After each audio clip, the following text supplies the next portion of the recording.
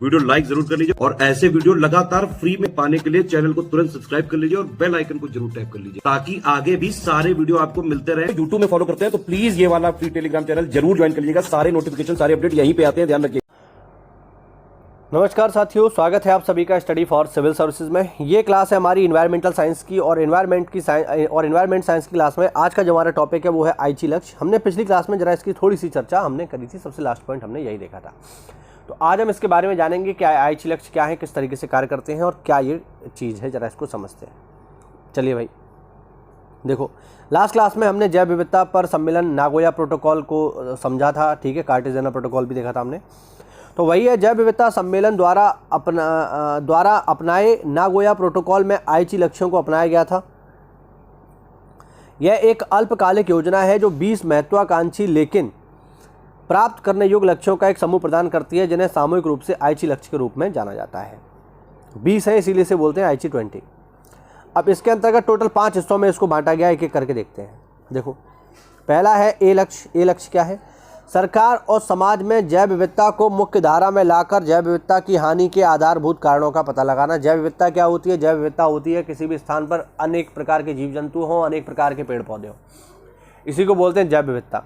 तो पहला लक्ष्य क्या है कि सरकार और समाज में जैव विविधता को मुख्य धारा में लाकर जैव विविधता को नुकसान पहुँचाने वाले कारणों का पता लगाना, ठीक है। दूसरा क्या है? जैव विविधता पर प्रत्यक्ष दबाव को कम करना तथा सतत उपयोग को बढ़ावा देना, ये दूसरा लक्ष्य है। तीसरा है परितंत्र प्रजातियों एवं आनुवंशिक विविधता की सुरक्षा कर जैव विविधता में सुधार लाना। चौथा लक्ष्य है जैव विविधता तथा पारिस्थितिकी तंत्र सेवाओं से सभी को लाभ की बढ़ोतरी करना। और पांचवा लक्ष्य है साझेदारी नियोजन, ज्ञान प्रबंधन तथा क्षमता निर्माण के द्वारा क्रियान्वयन में वृद्धि करना, ठीक है।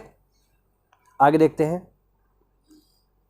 आगे है जलवायु परिवर्तन पर संयुक्त राष्ट्र फ्रेमवर्क कन्वेंशन ने वातावरण में ग्रीन हाउस गैसों की सांद्रता को स्थिर करके जलवायु प्रणाली पर घातक मानवीय हस्तक्षेप से निपटने के लिए एक अंतर्राष्ट्रीय पर्यावरण समझौते की स्थापना 3 से 14 जून 1992 में रियो डी जेनेरियो में आयोजित पर्यावरण तथा विकास पर संयुक्त राष्ट्र सम्मेलन, जिसे अनौपचारिक रूप से पृथ्वी शिखर सम्मेलन कहा जाता है।